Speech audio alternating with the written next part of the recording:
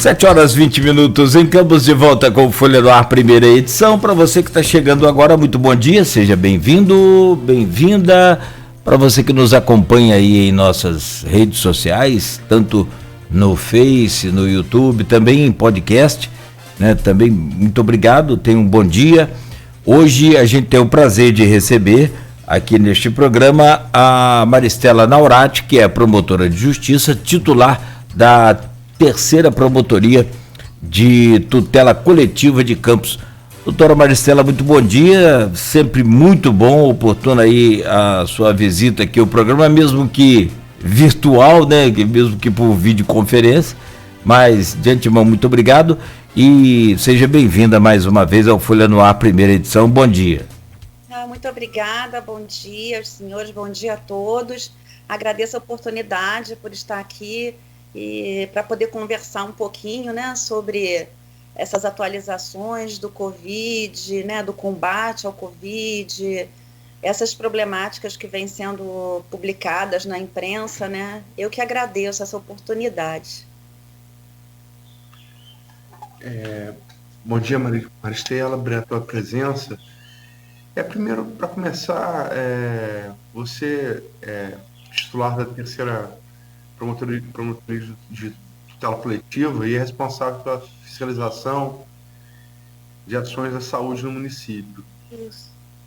Na comarca, não é só Campos, né? É Campos e quantos municípios? São mais 5 ou 6? Não, são 4 municípios: Campos, Fidélis, São Francisco Tabapuana e São João da Barra. Campos, São Fidélis, São Francisco, São João da Barra, são 4? São 4 municípios. Falando de Campos, que é o maior deles, é o polo regional, né, junto aí na região com Itaperuna, no noroeste. Você que está acompanhando de perto isso, que mudança você sentiu, se é que há alguma, na política de combate à Covid entre os governos Rafael Diniz, que saiu em 31 de dezembro, e o governo Vladimir Garotinho, que assumiu no dia 1º? Bom dia, obrigado pela presença. Bom dia. Bem, são gestões absolutamente diferentes, né? Como eu falei na vez passada, eu não sou gestora, fica difícil falar sobre questões, né, que são próprias da política, da gestão administrativa, mas o que eu posso falar com relação à minha instituição é que essa gestão, antes mesmo de assumir, nos procurou para saber das nossas demandas, né, das demandas do Ministério Público, tanto judiciais quanto de investigações, inquéritos, civis públicos, e pelo menos na área da tutela nós tivemos uma reunião. Acredito que eles tenham ficado bem impressionados com aquela situação, que não mudou muito, até em razão do pouco tempo que essa atual gestão tem, né, que ainda está tomando pé de tudo que está acontecendo, não criticando de forma nenhuma gestão, mas porque a gente, né, o Campos vem passando por uma situação financeira precária, que vem se arrastando durante anos, né?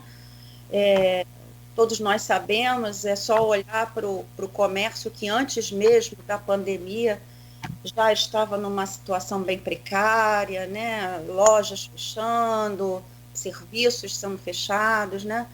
Então, o município já vinha passando por uma situação muito difícil, e veio a pandemia, tudo ficou muito pior, né?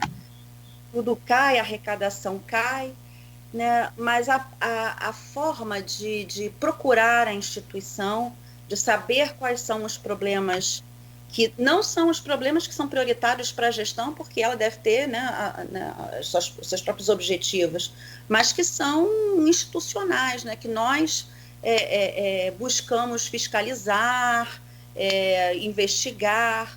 Isso já demonstrou uma vontade de dialogar, né, e até mesmo no futuro de celebrar os acordos, termos de ajustamento de conduta, para que esses problemas possam ser resolvidos, né?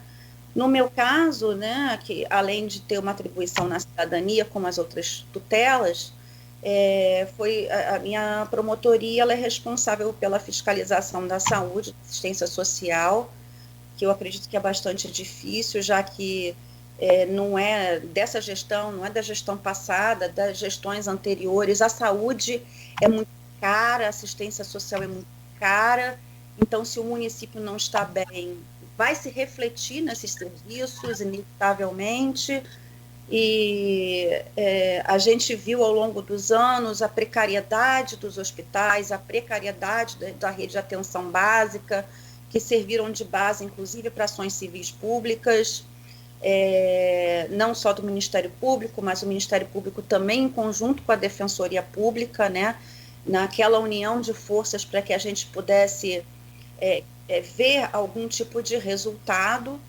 mas essa gestão, ela resolveu conversar, resolveu saber o que é prioridade para a instituição, mas como eu falei, a gestão, ela é independente, é uma questão de política, de negociações, que fazem parte da natureza do Ministério Público, né? Então, a partir do momento em que essa gestão assumiu, apesar de eu ter tido um período de férias aí, fiquei acompanhando de longe, né? Como você mesmo falou, Aloysio, ela foi reativa. Então, aparecia um problema, a gestão aparecia para conversar, né? Não sei se consegue resolver tudo, mas pelo menos ela reagia. E eu vejo isso como um ponto positivo e uma esperança, né, para que aquilo que a minha instituição considera importante possa ser resolvido. O que a instituição considera importante? Uma boa prestação de serviço em saúde, no meu caso, né, a saúde e a assistência social, fornecendo, né, tentando melhorar a rede de urgência e emergência, porque as pessoas que estão naquela situação, num nível avançado de Covid, vão abater nesses hospitais, nessas unidades de pronto atendimento. Então, elas precisam ter equipamento, elas precisam ter insumos, medicamentos, e parece que o mais difícil hoje são profissionais de saúde, né? Que, infelizmente, essa pandemia, durante todo esse tempo, os profissionais de saúde hoje estão cansados, né? Estão doentes, muitos afastados até mesmo pela contaminação do Covid. Tem as questões particulares aqui do município, é difícil para o médico trabalhar, não só sem receber a sua remuneração, mas é difícil o médico trabalhar sem ter insumo, medicamento e equipamento. Para o médico é extremamente, né, eu estou dando aqui a minha opinião, né, é muito estressante ver o seu paciente morrendo sem ter o que fazer, sem ter condições mínimas do seu atendimento, né? Então, essa é uma das prioridades, né, de fiscalização do Ministério Público, tanto que existem duas ações relacionadas a isso, tanto da estrutura dos hospitais como do fornecimento, isso foi ajuizado o ano passado, de EPIs, de insumos, medicamentos também para a rede de urgência e emergência. Depois, rede de atenção básica, porque a gente vê exemplos de outros municípios, eu sei que são condições extremamente diferentes, né?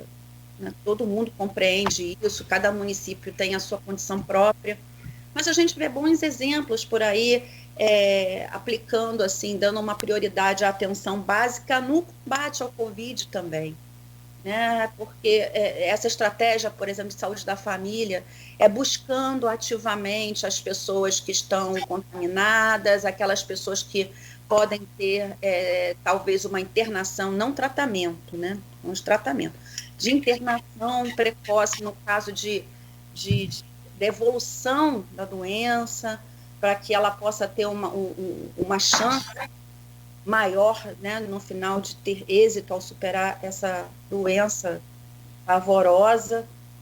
E a gente vê esses bons exemplos e a gente, né, tenta, né, fiscalizar dessa forma, né? Olha, Mas as condições do município são absolutamente diferentes, né? Então, o que a gente pode fazer é tentar negociar realmente, né, com a gestão, apontando os pontos que são fiscalizados e tentar um retorno, né, positivo. Eu fico sempre esperançosa, né, porque, como eu falei da vez passada, a morte, né, a pessoa morrer com essa doença é uma coisa extremamente pavorosa, né, como se estivesse se afogando no seco. Então, sem essas condições, eu não estou vendo isso, mas o médico está vendo isso ali na ponta da linha, né? É muito complicado. Tem a questão também da vacinação, que é extremamente importante. Não vai resolver o nosso problema hoje, porque a vacinação ela demanda que uma grande parcela da população seja vacinada. É um trabalho de formiguinha, aos poucos, né? Dentro das prioridades do plano, né? Dentro dos estudos técnicos de quais são os grupos que devem ser priorizados, né? Mas um trabalho de formiguinha até chegar a pessoas como eu, né, que fazem parte, não tem nenhuma comorbidade, não fazem parte de nenhum grupo prioritário, até nós sermos vacinados, né? Então, essas pessoas, assim, eu estava comentando, né, um comentário de leiga, né, claro, não tenho conhecimentos técnicos científicos, mas eu tenho a impressão de que a vacina ela dá à pessoa uma certa liberdade que ela não deveria ter com relação à proteção, à sua proteção da sua família, porque durante esse período, até que a gente tenha um grande número de pessoas, a gente vai precisar ter todos os cuidados, né? Utilização de máscara, isolamento, né? São muitos cuidados que a gente vai continuar tendo até que a gente possa viver a uma normalidade que a gente sequer sabe se vai ser uma normalidade como a gente conhecia antes, né? Não sei agora o que a gente pode continuar conversando, qual o ponto que a gente pode focar nesse momento, né? Porque agora, nessas últimas fiscalizações do Conselho Regional de Medicina, ainda há uma precariedade, até como eu falei, né? A gestão começou agora, então solucionar um problema de um dia para o outro, um problema que envolve um valor bastante expressivo de dinheiro é muito complicado, né? Praticamente impossível, né? Mas ainda há muitas deficiências, né? E isso atrapalha demais que a gente possa ter uma evolução nessa saída do isolamento, né? Porque a gestão ela dá um passo à frente, né? Aumentando a nossa, entre aspas, liberdade, né? Mas isso tem uma consequência.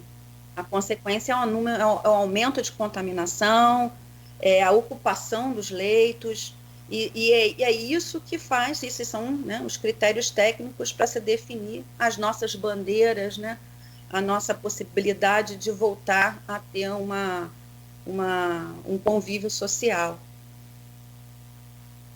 Maristela, você está à frente da fiscalização pelo Ministério Público, né, das ações de saúde de Campos e outros 3 municípios. Você falou que você dá uma passagem de um governo para o outro, você sentiu talvez o governo atual, a reatividade no bom sentido, né? Sim. É um governo reativo. Você acha que o anterior não era em algum sentido? Por contraste, essa virtude que você vê no tal governo, ela está em contraste, de repente, com alguma falha do governo anterior? Assim, fica difícil, porque eu não sou gestora e Sim, cada gestão tem as suas características, né? A gestão passada eu também tinha um bom diálogo, né, com a gestão passada, mas são formas de gestão aí. assim, foge assim a atribuição do Ministério Público emitir qualquer tipo de opinião ou crítica ou elogio, né? Até porque as características são bem diferentes, né? Eu não sou gestora, gestão é uma atividade extremamente difícil, o gestor ele fica sempre exposto, ele está sempre sujeito à fiscalização de todos os lados, então é muito difícil emitir qualquer tipo de opinião. A minha impressão é de que essa gestão está disposta a firmar termos de ajustamento de conduta. Não me falaram isso expressamente, mas é o entendimento que eu tenho, né? Por procurar saber quais são as demandas e por observar também algumas questões que eu mencionei nessa reunião e que eu fico até feliz que tenha, né, que a gestão tenha até ido nessa direção, porque eu considero uma das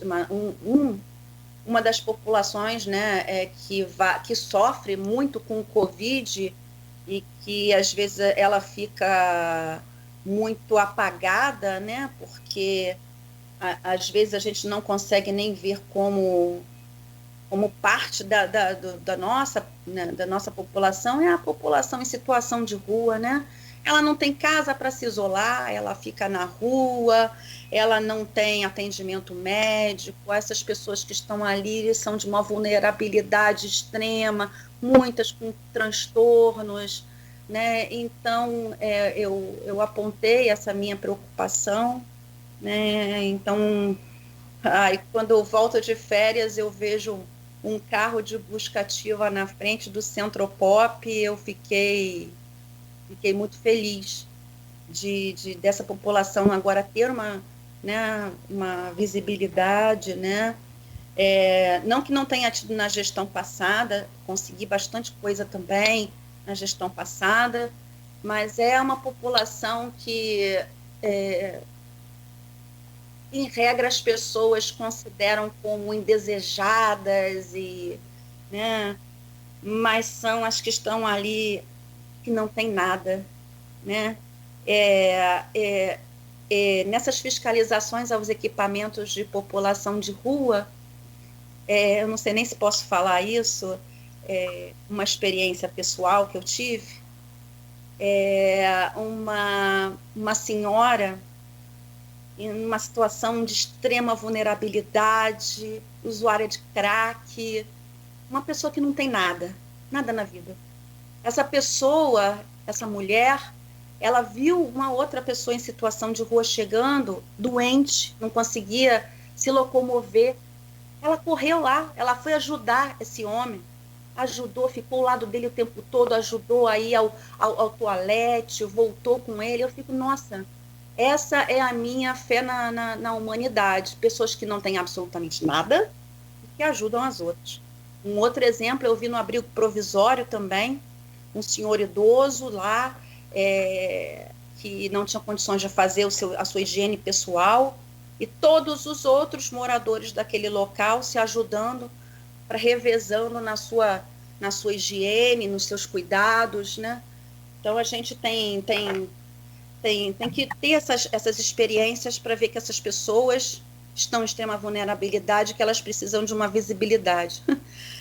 Me desculpe até sair um pouco do assunto, mas é porque essas pessoas, assim, elas precisam entrar também nessas prioridades da vacina, né?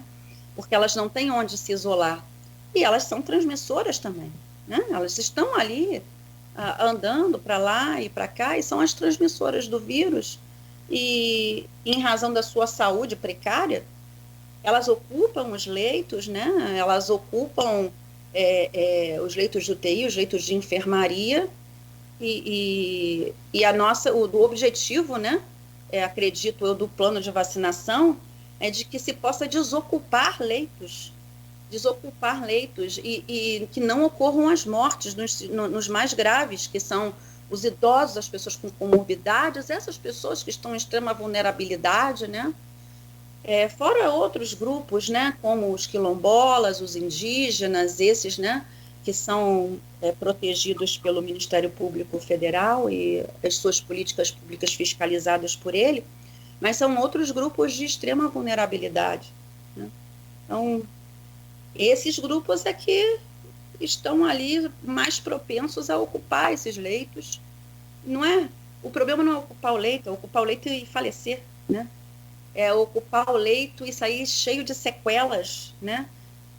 Porque nós vemos as pessoas que ficam muito tempo dentro dessa UTI, elas depois precisam, entre aspas, né? Vou falar aqui numa forma leiga, mas aprender a respirar, aprender a andar, aprender a fazer todas as suas rotinas diárias em razão dessas suas sequelas, né? E isso são coisas que custam valores, né? Então, a prevenção a isso é muito importante. A prevenção significa economia, o isolamento social significa economia e a vacinação significa economia para a saúde, né?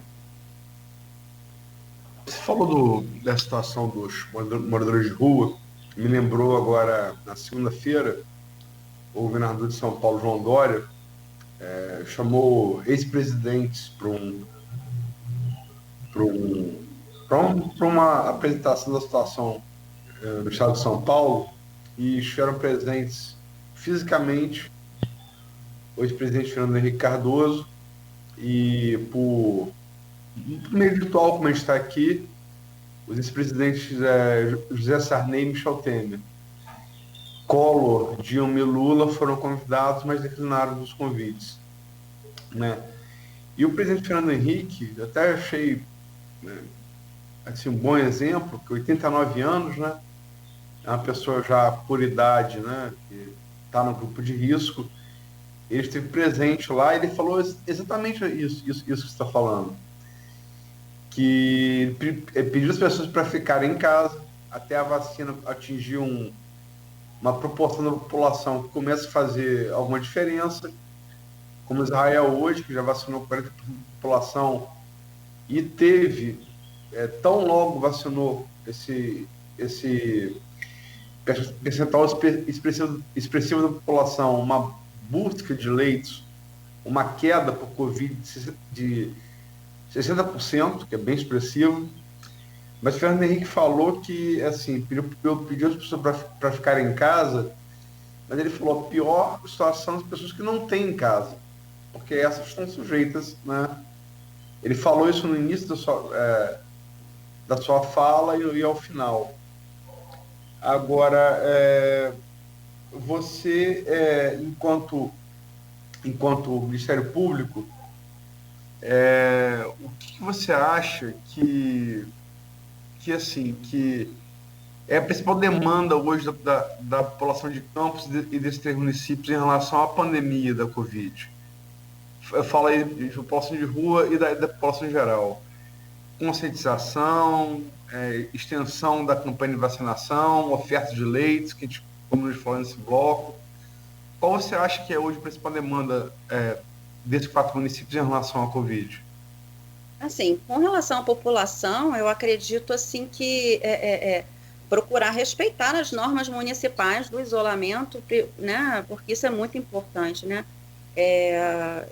Eu acompanhei na imprensa várias fiscalizações da prefeitura, não só aqui, como os outros municípios também, das prefeituras realizando diversas fiscalizações, aglomerações e tal.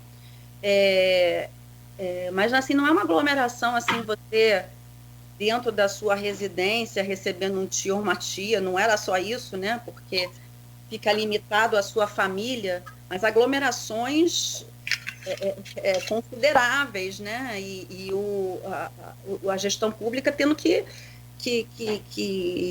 colocar ali, agir com a força, né? Com o poder de polícia que lhe cabe, né? Então, acho que falta acho que falta até bastante, né? Conscientização da população. Nós mesmos, né? A gente não pode dizer que né, não sejamos hipócritas, né?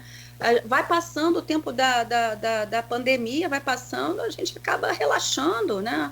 Isso é uma coisa de ser humano, né? O ser humano relaxa com aquilo, né?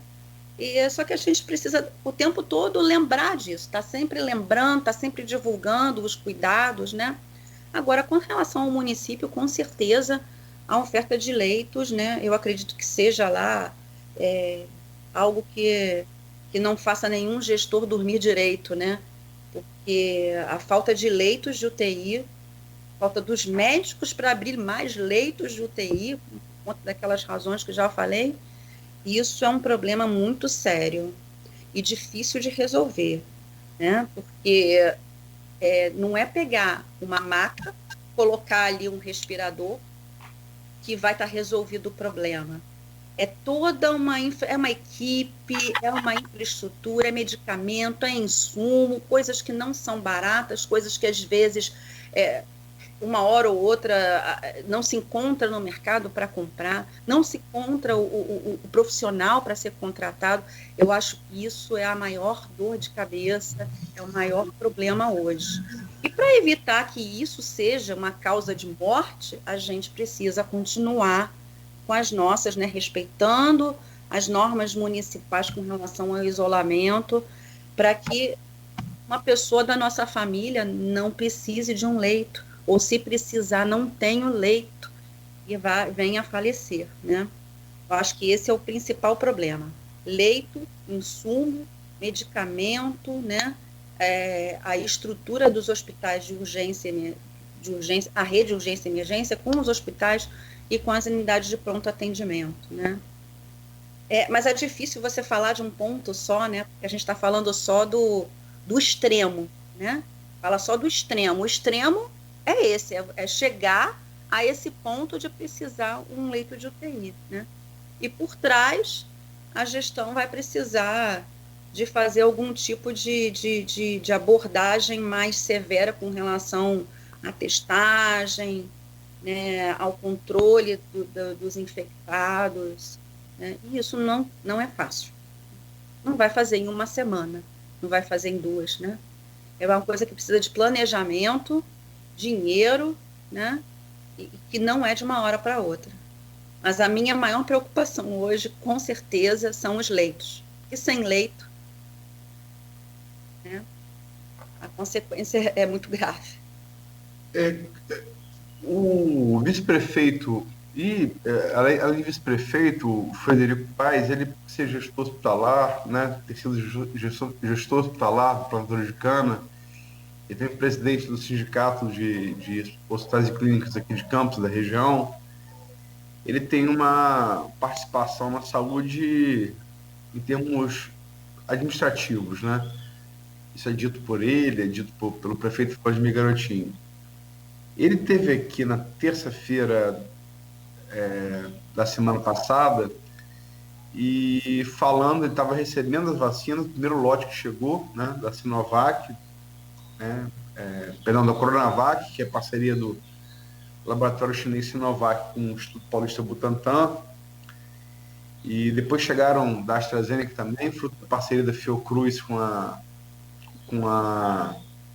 Universidade de Oxford, britânica, e fabricada na Índia. Ele falou que, explicando o lockdown que tinha sido decretado a partir daquele dia, que aquilo era para Campos não virar Manaus. Do seu acompanhamento à frente do Ministério Público, em relação à oferta de leite, você acha que a gente chegou ou pode chegar próximo disso?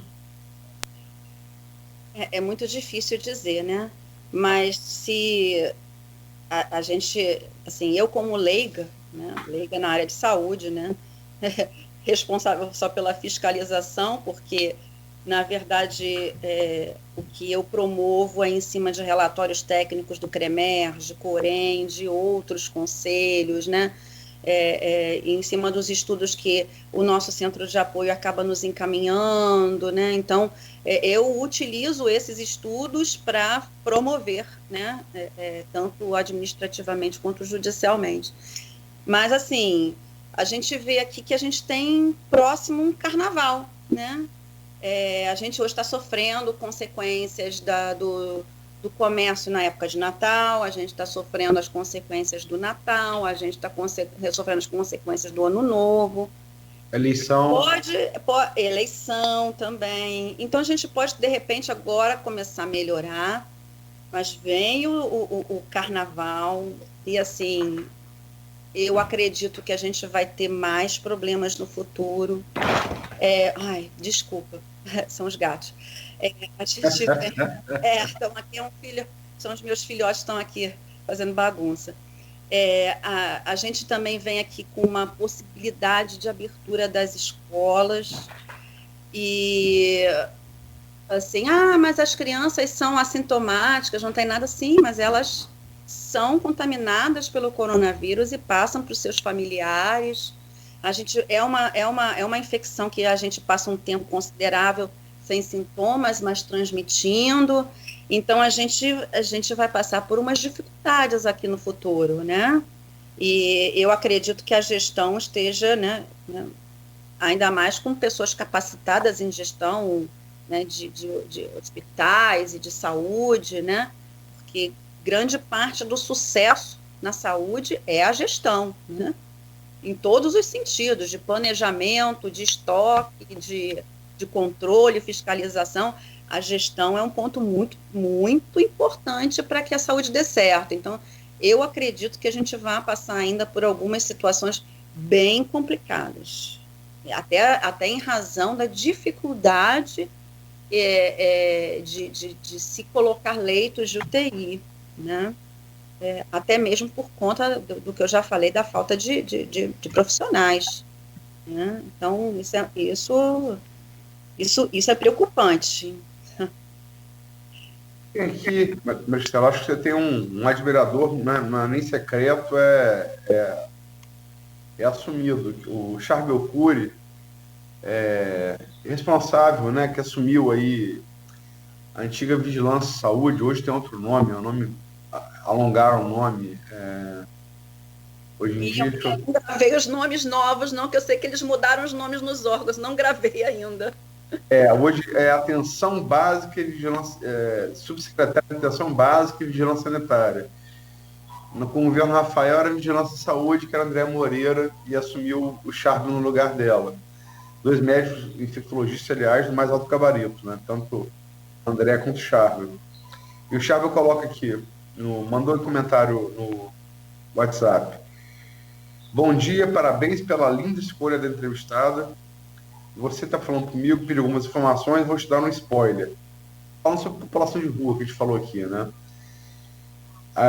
Habilitamos um programa consultório de rua que atenderá junto com o Centro Pop, direcionado e dando dignidade por testar os moradores de rua, cadastrando nos serviços médicos, fazendo testagem para sífilis e outras doenças, tratando quando indicado, começando muito em breve. Então, aí, uma boa notícia aí, adiantada. Uma excelente notícia, até porque a gente está preocupado com a Covid, né, em razão, né, das suas consequências gravíssimas, mas as outras doenças não desapareceram. Então, existem idosos aí contaminados com gripe em situação complicada, existe o grande problema da sífilis, assim, uma das grandes preocupações na saúde hoje é a contaminação e as consequências, né? Ainda mais para pessoas que não têm um atendimento médico constante, né? São graves problemas. Tem chikungunya, tem dengue, nada desapareceu, né? Os problemas só pioraram com a pandemia. Então, eu fico muito satisfeita. Que bom. Isso, faz um elogio aí, né? Parabéns pela linda escolha da entrevistada. Então fica registrado a intervenção do Charles. E também para terminar, senão o Cláudio Nogueira ele só não chuta por baixo da mesa, porque pela distância física, mas tem uma pergunta aqui no grupo do WhatsApp da ex-vereadora e professora, sindicalista e candidata a prefeita de Campos, Odisseia Pinto Carvalho, pelo PT. Eu termino com esse bloco com essa pergunta a você, Maristela.